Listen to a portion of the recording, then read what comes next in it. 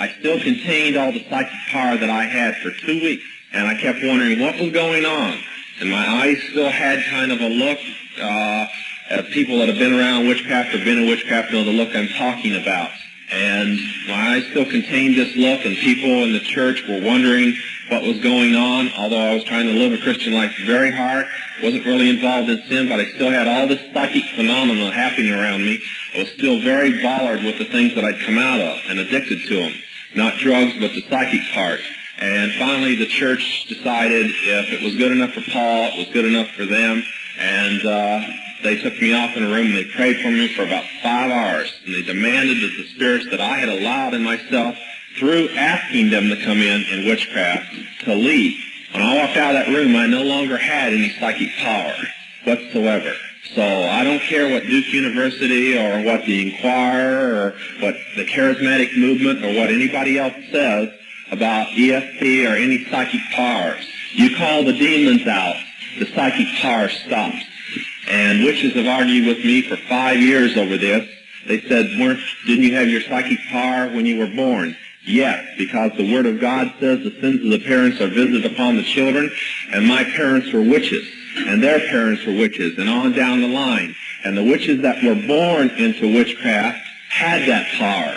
But now that they've gone evangelical, now that they're going out and winning people over who have never been in witchcraft, and their parents were not in witchcraft, they have to teach them how to gain psychic power. Hello, Patriots. So this is an article called The Illuminati and Witchcraft. And this is the testimony of a man named John Todd. Now, John Todd did a lot of interviews, probably in the 80s, and talked about, becoming a Christian, coming out of the Illuminati. He was born into an Illuminati family, kind of like Jesse Sobodar, and became a Christian, and then really became a whistleblower and, gave speeches and lectures and talks at various places around the country and probably the world about the Illuminati, making people aware of Illuminati, witchcraft, and all of their, all of the things that they do in the occult. So this is actually an interesting article. It's from Tape Recorded Lectures by John Todd. He's an ex-Grand Druid witch at Bible, and this was taken from a lecture at Bible Baptist Church in Elkton, Maryland in 1978. And it's very revealing about the Salem witch trials. So here we go. I come from a family called the Collins. Some of them on this side of the Atlantic Ocean from England have changed their name to Todd back prior to the Civil War.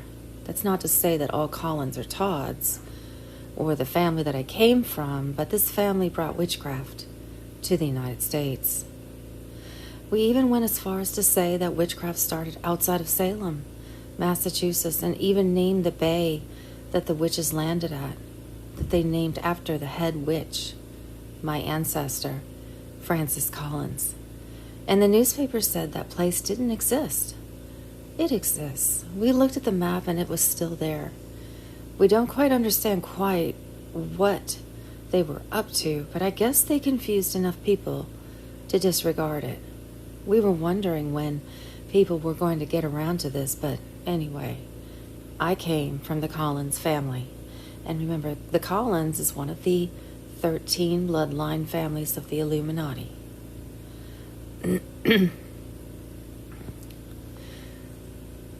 Let me quickly remind you, no witches were executed in Salem. There will be a book coming out shortly on this from Chick Publications, except for one prostitute. Everybody executed in Salem were Christians, and they were tried and convicted by a jury and by a pastor who was not a pastor but a slave trader hired by the Collins. The church was built by the Collins, and the jury was all members of the Collins church. Needless to say, they weren't Christians. They were witches. We went back and researched it. After that, at 18, I was initiated a high priest. This made me the ruling pastor, more or less. You see, in witchcraft, church is a little different. Only the ministers meet, and they meet once a month. The congregation doesn't even know who is in it. They only go to their particular priest and ask for a favor. They never come together. But at 18, I was made the high priest. That made me draft exempt from the U.S. Army or from the U.S. military service, because all the denominations or brotherhoods of witchcraft are federally recognized tax-deductible churches, and therefore their ministers do not have to serve. I stayed 4D status, but a lot of us at that time thought it was important to get witchcraft started at different military bases. So we enlisted anyway, and that was in 1968. When I was discharged in 1970, there was a coven in every military base in the United States, in Europe, and all 4 branches of the service. So it grows very quickly. But I served Vietnam, flew back, and re-enlisted for 6 years, and served 30 days of my 6-year term. Went to Germany for that time, and up until this time, I thought witchcraft was just like being a Baptist or being a Catholic. It was a religion. I didn't realize there was anything to it except witchcraft, and this is where most witches are at. In fact, at this time I believed in a Godhead system of gods and goddesses, and believed in it very devoutly. I'd been raised in it my life, all my life. I believed in the psychic powers, and that's all I believed in. A person whose books I had read, and who I had thought was one of the greatest wizards, male witches, that had ever lived, and felt very privileged that I could be staying with him, learning more about witchcraft from him. Now, I gave his name, which I'm going to give in a minute, in Philadelphia last Sunday night. I even gave his job at the time that I was staying with him, except the newspapers called the university that he was supposed to be working for, and the university denied he'd ever been there. It's funny, I even sat in his classes at the university. They have a way of covering things up. He has his own college now for witches, and his name is Dr. Raymond Buckland. And at that time, he was head of the anthropology department at Columbia University, although Columbia University likes to say that he never existed now. But I learned with him for a while. Learned a little more in Maryland, went to California, and studied some more. During this process, I began to learn that what most witches don't know, and that is that the gods we've been worshiping don't exist, that they're imitated by what we call familiar spirits or spirit guides, demons. Witches don't call them demons. They like to call them spirit guides, and that there is only one God, and his name is Lucifer. Now, this was a shocking thing to me, since I was raised to believe that the devil didn't exist. You see, witches aren't Satanists. They don't believe in Satan. And I was quickly explained, too, that Lucifer was a good God and not an evil God, and that Jesus was the imitator. So I learned many things, both of witchcraft, and I also learned why the senators and politicians were there. There is no reason to have fear in your heart. There is nothing to be afraid of when it comes to the devil. He was defeated 2,000 years ago. I learned what most witches don't know, and that the gods they worship are demons. They like to call them spirit guides, and that there is only one God, and his name is Lucifer. I was explained to that Lucifer was a good God, not an evil God. Jesus the imitator. We were the religion of a political organization called the Illuminati.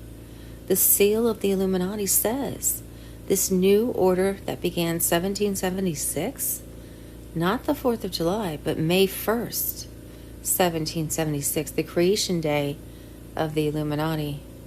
On the top of each pyramid, you will see a capstone with an eye in it. The capstone is the Rothschild family or tribunal that rules the Illuminati. They were the creators of it. The eye is Lucifer, their god. And their voice, their top block, is the Council of 13 called the Grand Druid Council. They only take orders from the Rothschilds. They are their private priesthood. The Council of 33 is directly under them. That is the 33 highest Masons in the world. Then the Council of 500, some of the richest people in the world. The Golden Dawn is the Rothschilds' private coven. The Aquarian Art Festival is the organization that ties all the occult brotherhood together. The National Council of Churches, the Satanic Brotherhood of America, Scientology, Unity, is the main platform for witches to be speakers towards what they consider to be Christian people. The Church of Wicca is another denomination. The Process Church of Final Judgment is a church which Charles Manson belonged to. They believe in human sacrifice, and they believe that the only answer to Christianity is to bomb the churches and execute the Christians. The Garnerian Brotherhood is the traditional witchcraft in England. The Order of Rosicrucians is a sacrifice order, and the Holy Order of Garter is another traditional English witchcraft group. The Trilateral Council is the inner council of the Council of Foreign Relations, which is the American name for the Illuminati. They are not there without full knowledge, and they are handpicked by David Rockefeller, the leader of the Illuminati in the United States. Without the Sphinx, the mystery of the Illuminati would have no power. This is where all the power comes from. The head of it is the Rothschild family and the Council of 500. Under that, the Rockefellers, DuPonts, Kennedys, Onassis, and other families. Queen Juliana is also on the Council of 500. In the center is its heart.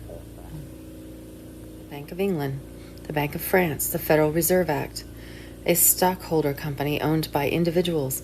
Much of the stock is owned by non-Americans. Many banks and famous corporations are owned or controlled by the Illuminati. Housewives cannot shop without buying from a company that the Illuminati own. It is impossible. In 1966, Philip Rothschild ordered one of the mistresses to write an 1,100-page book that would describe to all witches how they would take control of the world through the Illuminati. It's called Atlas Shrugs. She spent a third of the book describing how they would raise the oil prices and then later destroy the oil fields, and then they would completely shut down the coal. Their sole purpose is to bankrupt their own companies and destroy their own companies until they destroyed the currency of the whole world and still be so financially strong they would withstand it. The Grand Druids meet 8 times a year on the Witches' Sabbath at various locations in the world. The Grand Druid Council is nothing but glorified bankers. They write millions of dollars worth of checks to people in political and religious fields every month. Even though I was part of setting up a world government, I never took it seriously until we opened 2 letters. In the first one was a chart that listed a plan for a world takeover. The other letter said, "We have found a man whom we believe to be the son of Lucifer.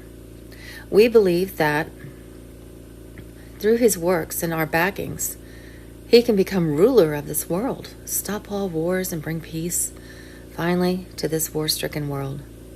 We had found a person so fantastically powered that he could convince people he was their only salvation in Christian terms. Demon-possessed like nobody had ever seen. The cornerstone of the whole floor of witchcraft is that you cannot mix a potion. You cannot do a rite without a firm knowledge of astrology.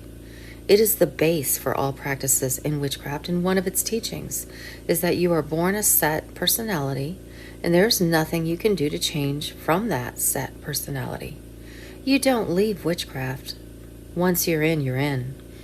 The greatest wizard that there ever lived was King Solomon. As great as his writings were in the Bible, they were as great in the witchcraft Bibles. Initiation rites, how to conjure demons up, everything, even how to commit human sacrifices, are writings that he created. The Star of David has just recently been called the Star of David. For thousands of years it was called the hexagram, or the Crest of Solomon.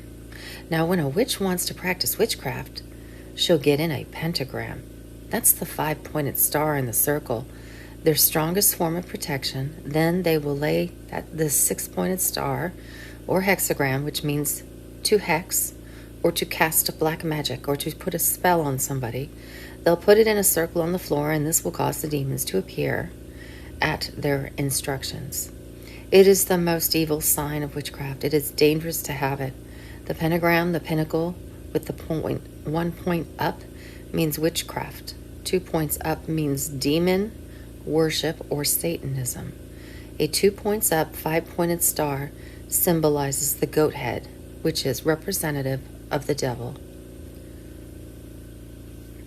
The Ankh means that you despise virginity, believe in fertility rites, practice fertility rites, and worship the sun god Ra, the Egyptian name for Lucifer. The peace symbol is the broken cross. If a Christian wants to join witchcraft, they would have to take a ceramic cross and turn it upside down and break the crossbars down, symbolizing their rejection of Calvary. This is said to bring you peace of mind while you practice witchcraft. That's where it got the word. Peace symbol comes from. They are in the process of a trial and error right now, and they test things. They tested what it would be like to be without fuel to heat homes. They are going to see if they can starve you. Absolutely shut all electricity off. The timetable in the book, Atlas Shrugged, ended with this: when the lights of New York City go out for the last time, we will have the world. Towards the end, they are going to cut the cities off completely. Nothing will move for months. They are in the process of destroying all stored food and farmland so that we will be without any food in the cities or in the country or anywhere except what is the federal storehouses. Nothing is going to move at all. If you live in a big city, how are you going to get your food? If they don't bring it to you, everything will be paralyzed. Nothing will move. At the same time, there will be riot and revolution in the whole world. Charles Manson went to prison for a reason. There is a mass army within every prison from coast to coast. He has them united. He has been gathering an army, and one thing that will hold their plan up is if they don't get the gun law passed. They have been promised that all the guns will be confiscated before they make their move. They have been set up just so they will kill 1 million people, and I will leave it to your imagination who is scheduled to be killed. This is just so that they can get the National Guard called out. The whole thing is, if you can be independent of federal help, their plan won't work. You must be dependent on the federal government for every bite of food, every warmth that you feel coming through your homes. You must be dependent on them. The Communist Party is run by Illuminati, not communists. In 1776, Adrian Pike, the head of the Illuminati, also head of the Masons at the time, said that they needed to create a political party that would frighten the world and keep it fighting with each other until they could bring peace to the world. And then Karl Marx showed up. Now, if you go to the British Museum, you can find 2 checks for several £1,000s made out to Karl Marx. signed by Nathan Rothschild. I can go into how Lenin and Trotsky stayed at the Krupp Mansion in New York, financed by Rockefeller and Krupp and Swifts, how they put $4 million worth of Jacob Swift's gold to finance the revolution, sailed from New York Harbor, where their ship was confiscated by the British government as it tried to run a blockade during World War I, and Woodrow Wilson called and ordered their release so America wouldn't go into the war, and they were sent on their way. Involved organizations. B'nai B'rith, American Civil Liberties Union, the Scottish Rites, the New York Rites, the JCs, the Junior Chamber of Commerce, the Masonic Lodges, the Knights of Columbus, the Knights of Philistinism, and the Odd Fellows. Its leaders use these organizations for their purposes. That does not mean that the members of these organizations know what's going on. The 33rd level Masons consider Jesus to be the impersonator, and the true God is Lucifer. Tarot cards. Every drawing means something, and the demons control how they fall. Nothing in witchcraft is ever 100% accurate. The Illuminati will use Israel to gain control of the world. The only thing the Illuminati fear is an independent person who can live, eat, sleep, stay warm, and defend themselves separate from federal help. They've never been this organized. Is rock music an outgrowth of witchcraft? You can't practice witchcraft without it. Most of the rock groups are members of a witchcraft church. That's their religion, and when they do a song, they'll ask the witch coven or the temple to cast a spell over that song so that it will become a hit and sell. When a witch casts a spell, they order demons to do things. When you buy an album, it's you who gets a free surprise. It's called a demon. It goes along with the record. Much of the music is written in witch language by witches. Elton John has made the statement that he has never written or sung a song that was not in witch language. Beyond the Yellow Brick Road is 100% witch language. That's why many songs you don't understand. That's why many people who listen to them don't understand until they get high on drugs, and then all of a sudden the meanings start coming to them. Many songs have been written in witch language, such as the whole album by Carole King called Tapestry. The Book of Prophecy to Witches is the double white album that the Beatles produced containing the song Helter Skelter. Every song in it is prophesied. Oh, let's see. Horse with No Name, 110 Soldier. I could list thousands of songs that were written this way.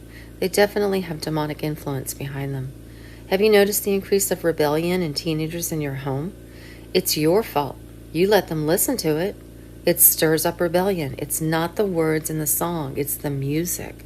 Witches know it. They hit certain chords on purpose. The music is hypnotic. It stirs up a war like nature and the young people. It's the truth. The supernatural is tied in with the music. The most perfect description of Lucifer that ever existed is in the 28th chapter of Ezekiel and the King of Tyrus. It describes Lucifer as being created with musical instruments embedded in his body. He thinks he's God, and therefore he must have music because gods must have music. I look into a person's eyes when I talk to them. I want to know who I'm talking to and who I'm not talking to.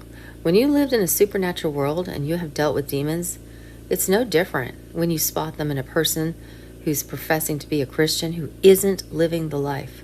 A Christian can't be possessed, but when you can no longer crucify the flesh, and it goes beyond just crucifying the flesh, then it's time to cast out the demon. Through prayer and the blood in the name of Jesus, just tell the devil to get out. We just have to say a prayer of rejection, and we just take authority over them. You are not a Christian because you say you're born again. You're a Christian if you have the fruit of the Spirit. If it's not there, you're going to grow up thorns and not apples. I try to stay away from politics. I was very politically minded when I was a witch. I try to stay very Christian minded, and you can't do both. Books written by Charles Finney, who was saved out of the Masons and the first man executed by the Illuminati for betraying them, Captain Morgan expose. I don't believe that Christians can have books written by witches in their libraries and get away with it. Many conservative political organizations find the Illuminati in their journeys. It's hard to fool around with politics and history and not to see the conspiracy. But they look at this little thing over here and they see a war is happening. Or they look over here at this little political movement and they miss the whole picture because they look at it from the outside. It's impossible to look at the Illuminati from the outside unless you understand its structure. Physical minds and computers cannot come up with the conspiracy as powerful and as direct as workable. That was hundreds of different little conspiracies off of it that do not know that it's all one big conspiracy. It's impossible to do something like this without a supernatural direction. The prince and power of the air, they have Lucifer leading them. Ezekiel, the 28th verse 11, when Lucifer was created, he was the complete sum of all beauty and wisdom. God wasn't created, but never had a created creature ever been created with such beauty and such wisdom. And that was Lucifer. The workmanship of thy tabrets and of thy pipes was prepared in thee in the day that thou wast created. He was created with musical instruments embedded in his body. He knows that to be a god, he's going to have music. You can't be a god without music, so he has created his own music. Witches don't say witchcraft, and they don't say witches. They say practices, or something like this. And they say the Force. They describe him as the Force. Star Wars is the biggest thing that witchcraft has ever done to spread its doctrine. There's nothing that happens by accident. The devil's our accuser. He stands before the throne of God, constantly accusing us. The covering angel before God's throne, covered with jewels. And when God's light shone through him, it was like a prism. It changed the colors to where they come out, and colors are extremely important to the devil. Everything he does is in colors. Without them, nothing happens. Fight him really hard, and I guarantee you that he'll show up in your life. He'll pay you a visit and say hi. If you start fighting the devil, and if he doesn't show up, he'll send somebody to pay you a visit. The devil can only interfere in a Christian's life through several things. If you fear him, he can come in because you worshipped him. If you own something that belongs to him, jewelry, books on the occult, astrology, things that were actually created by the devil, such as rock music, without it, witches don't function. When the witches do a book, they do a spell over the manuscript, and they command demons, which are under their authority, to enter every manuscript that comes off the press. Every copy of that book. So when you buy that book, you get a little free gift, like when you open a little Cracker Jack box, and there's a little trinket in there. Well, you get a free demon, free of charge. Most of the rock groups do the same thing. This is why records zoom to the charts. You get free of charge your own private demon. You are responsible for the articles in your home because you are the head of the house. Maybe that's why your finances are messed up. Maybe that's why you and your kids are sick once in a while, and you shouldn't be. How much credit do I give the devil for sickness? All of it. Lock, stock, and barrel. There are 7 principalities in the devil's kingdom. There's Satan, and there's Beelzebub, his prince. Under that are the 7 principalities, and under the principalities are the powers, and under the powers, billions of demons. The 7 principalities are as follows. Reggae, which is the principality of the occult. When a woman is pregnant, somebody will get a medallion and swing it over their hand and say, let's see if you're going to have a girl or a boy. That's called divination. You might gain troubles from it by allowing it to happen.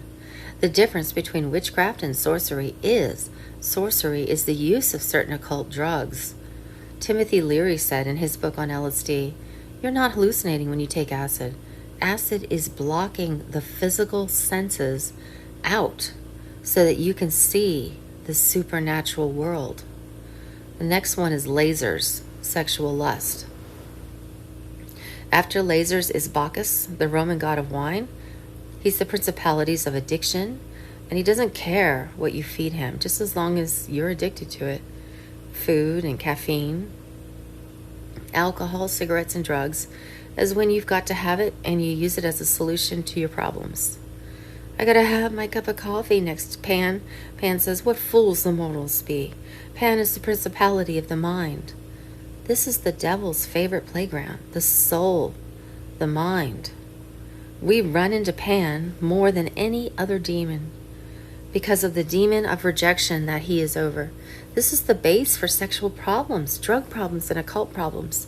They pick this demon up when they're a child, sometimes even before they're even born, and they carry this thing that opens them up to other demons, trying to feed and fulfill the demon that's driving them from within. He's also over neuralgia, depression, suicide, schizophrenia, paranoia, all the mental illnesses. This is why people with rejection problems have deep depression.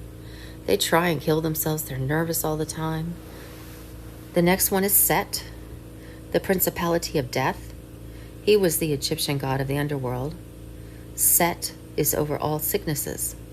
There are 39 major illnesses, and the occult credits him with 39 powers. And it's interesting that it's believed that Christ took 39 stripes for our healing. The seventh one does not have a name because witches don't use it. They call it a Christian principality. It's called the principality of contentment, and you can feel the power. The principality in the air of contentment. Describing Lucifer, I've seen him sit down at tables, at meals. I've seen him even have sexual relationships with women at higher witchcraft meetings. He appeared about 7 feet tall, usually clothed in deep purple, sometimes in red and sometimes in gold, purple and gold. After I got saved, he showed up as Satan, clothed in black, and not just handsome but beautiful, jet black hair, snow white skin, and the color of his eyes, instead of blue, brown, or whatever, were a deep violet, almost of deep purple. And when you looked in them, it was like looking down into the Grand Canyon. It's just like a pit. That's just bottomless, this power. And believe me, if he appears to you, you'd know you were in his presence. On to the physical kingdom. The Illuminati means the bearers of light. Call it the Great Conspiracy. Call it Moriah, which means the conquering wind. Call it the CFR. It is still the Illuminati. Its official birthday is May 1st, 1776. May 1st is the holiest day because it is Beltane, witches, New Year's Day, and all things begin on Beltane. It's the day Lucifer comes back from the underworld and dwells in the skies above, according to the witches. Witches call themselves pagans because they believe in pre-Christian religion. The structure is 3 pyramids, each one bigger than the next. On all of them, the capstone. The first pyramid is organization. You'll find the Masons here. The Grand Lodges of the Orient, which is where the Illuminati started. The Scottish Rites, the York Rites, the Odd Fellows, the JCs, any organization that is secret, that has an inner group besides the outer group, as long as it's not directly occultism. B'nai B'rith, the Jewish layman's org, a very powerful Illuminati organization. They couldn't be doing what they are doing today without B'nai B'rith. The Civil Liberties Union, also a new one, created by the man that is actually the brain of the Illuminati. Today, Isaac Bonowitz, the Aquarian Anti-Defamation League. It's the Ant-Defamation League of the Occult, which also attacks anyone who criticizes the Jews or Israel, accusing them of anti-Semitism. At the top of every pyramid, you will find the World Banking System. It's a council of the 500 richest people in the world, in existence for hundreds of years. David Rockefeller, Nelson Rockefeller, Philip and Edward Rothschild, in fact, all the Rothschilds. Next is the Council of 33, the 33 highest Masons in the world. After that is the Council of 13, the Grand Druid Council. This is what I sat on. After that, there's a capstone. The Rothschilds Tribunal. Edward, Philip, and Richard are the ones that sitting up in the Rothschilds Tribunal now. In it is the leader of the Illuminati, the all-seeing eye, Lucifer. The TV uses witchcraft symbols. They put the symbols on their store names. You probably shop with Satan. There isn't one oil company that you can't buy your gasoline at today that's not owned 100% by Illuminati stockholders. A plan of world rule will never take effect if you're independent of that world rule. You must function within them for every bit of food and every drop of gasoline. The Illuminati is scared of every private-owned gun. It's the only threat to them. The Beatles are classified in the occult world as the four major prophets. Their White Double album is considered the book of revelation to witches. That and Atlas Shrugs. In it is a song called Helter Skelter. It meant a time when the pit would be open and the demons would be set free and the world would get insane in a less than 24-hour period. And they'd be killing everybody. Their next-door neighbors, their kids, their wife, everything. The world would just go completely mass insane overnight.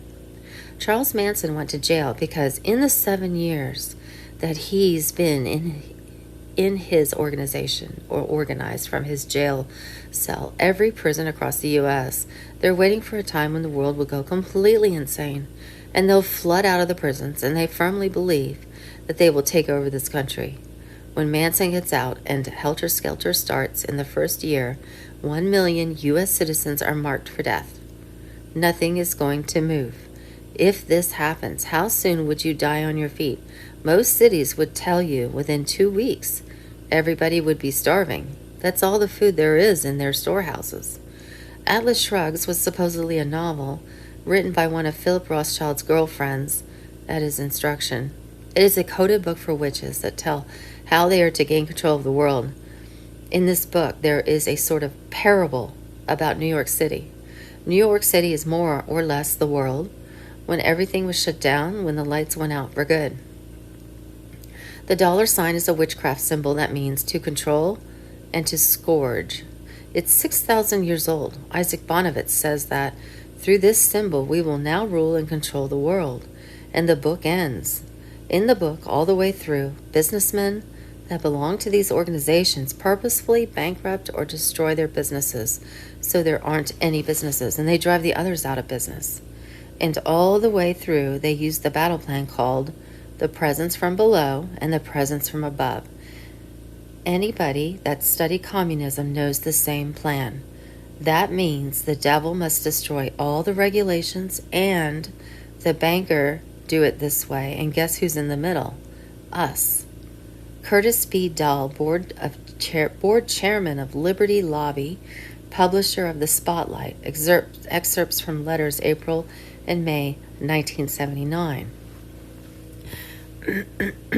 Being reasonable, well-informed on the powers which are at work to influence our domestic and foreign policies for their objectives, having been with Liberty Lobby for over 19 years on Capitol Hill, I am greatly shocked by the ineptitude and downright ignorance of many alleged Christian leaders in this country, in observing how they pick on John Todd instead to steer him constructively in the religious field. Most of these preachers haven't the faintest idea of the contribution John Todd has made to his fellow Americans by revealing the secret power structure of the Rothschild complex, who look to Lucifer for guidance, the Illuminati. Most any high school student can grasp the fact that the power of the occult or the witchcraft plus the power of evil, the Illuminati, exert a most powerful influence upon our economic and political policies. Obviously, his powerful enemies are leaving no stone unturned to silence him, which regrettably might well be expected. The majority of his ministers, pastors, priests, have been heavily indoctrinated and are woefully uninformed, misinformed, or bribed. Todd created powerful, unrelenting enemies when he defected from the royal family, the Grand Druid Council of 13. The enemies of John Todd have marshaled all the powerful tools at their disposal to attack, neutralize, or destroy him in order to protect themselves and their image, certainly not to advance Christianity. The usual technique employed by the enemy in retaliation in respect to somebody who has exposed some of their secret operations. The religious area is the one in which they prefer to operate, along with plenty of money artfully supplied to grease the wheels. Apparently, they feel that Todd must be thoroughly discredited, silenced, or even assassinated. The end. So, in that testimony, we learned that John Todd was high up in the Illuminati due to his family. He knew a lot of history that we didn't know, especially about Salem, Massachusetts, and how the witches were brought over through Salem, Massachusetts. We're taught a completely different history about that. And we learned that 1776, the Illuminati was formed, same time, very similar, close time to the Declaration of Independence. We learned about the secret societies that all make up the Illuminati. And in the United States, the CFR is the Illuminati, and the head of that is the Rockefeller and David Rockefeller. And that the Rothschilds have their own coven, and that he was part of that coven. He was a head Druid priest. But there are other covens as well. We also learned that Lucifer has been seen by these people because they have high psychic ability due to their bloodline. And Lucifer can only be in one place at one time. And so Lucifer appears during rituals if they call on him, or as John Todd talked about, the Rothschilds in England feel like that is the area where the devil can show himself the easiest. This is a quote from David Rockefeller. Some even believe we, the Rockefeller family, are part of a secret cabal working against the best interests of the United States, characterizing my family and me as internationalists, and of conspiring with others around the world to build a more integrated global political and economic structure. One world, if you will. If that's the charge, I stand guilty, and I'm proud of it. David Rockefeller. We are on the verge of a global transformation. All we need is the right major crisis, and the nations will accept the New World Order. David Rockefeller. And the next major crisis was COVID-19, I believe, because Charles Schwab wrote that book, The Great Reset, COVID-19. Thank you for listening.